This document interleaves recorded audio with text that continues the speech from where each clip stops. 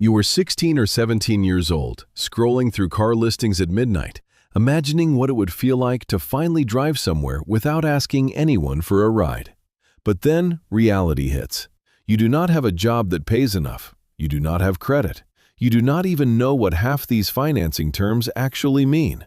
So how does a teenager with almost nothing actually end up owning a car? Here is the truth nobody explains clearly enough. Financing your first car is not really about the car. It is about proving to a system that has no idea who you are that you can be trusted with money. And that trust gets built in stages, long before you ever sign anything. Stage 1 starts with your own savings, and this matters more than people admit. Even if you cannot save enough for the entire car, showing up with a real down payment changes everything. A down payment of 15 or 20% instantly makes you a lower risk to any lender, and it often unlocks better interest rates than a teenager with zero savings could ever get on their own. Stage 2 is understanding that at your age, you almost certainly cannot get a loan by yourself. Most lenders require you to be 18 just to sign a contract, and even then, having no credit history at all makes approval difficult. This is where a cosigner enters the picture.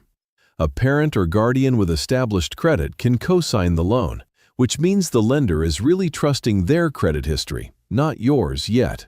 This is not a weakness. This is simply how almost every first-time buyer under 20 enters the system.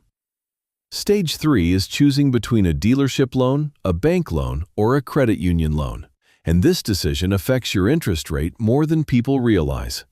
Dealership financing feels convenient because it happens in one location, but credit unions frequently offer significantly lower interest rates, especially for young borrowers backed by a cosigner with strong credit. Getting pre-approved through a bank or credit union before ever stepping onto a dealership lot gives you real negotiating power, because now you know your actual rate instead of accepting whatever number the dealership offers first.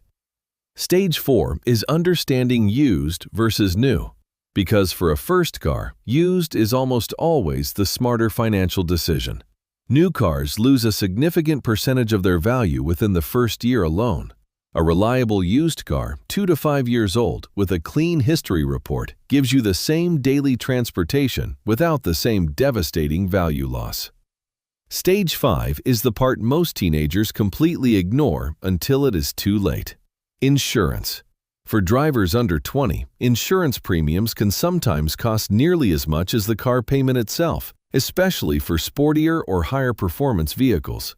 This is exactly why so many affordable first cars are simple, practical, and less powerful.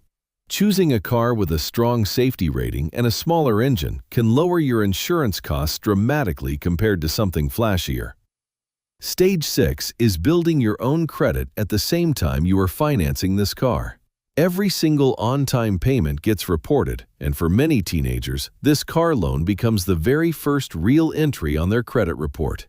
Miss payments, and you damage both your own credit and your cosigner's credit at the same time. Stay consistent, and by the time you are 20 or 21, you could already have 2 or 3 years of solid payment history working in your favor for your next loan, apartment, or even future mortgage. Stage 7 is the budget conversation nobody wants to have, but everyone needs. The monthly loan payment is never the full cost. Insurance, fuel, maintenance, and registration fees stack on top of it every single month.